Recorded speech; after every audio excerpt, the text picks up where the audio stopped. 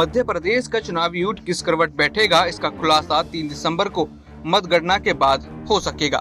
लेकिन उससे पहले राजनीतिक पार्टियों में इस बात की भी चिंता है कि परिणाम आने के बाद उनका ऊंट कोई विरोधी ना खोल ले जाए। इसके लिए जबरदस्त किलेबंदी की तैयारी अभी से की जा रही है।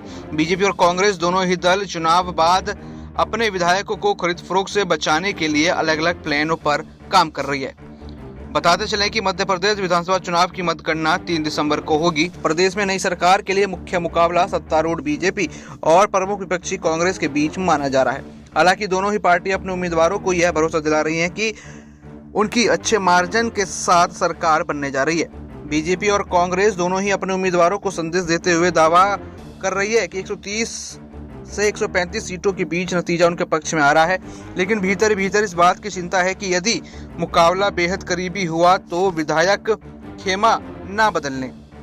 चुनाव बाद विधायकों की भगदड़ से बचने के लिए दोनों ही दलों ने अभी से तैयारी शुरू कर दी है। दरअसल साल 2020 में कमलनाथ की सरकार इसी तरह अदला बदली में गिर गई।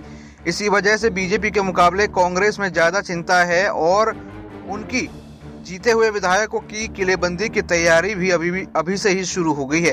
पार्टी सूत्रों का कहना है कि पीसीसी चीफ और सीएम फेस कमलनाथ के बेहद करीबी एक नेता को चुनाव बाद विधायकों को एकजुट रखने की जिम्मेदारी सौंपी गई है।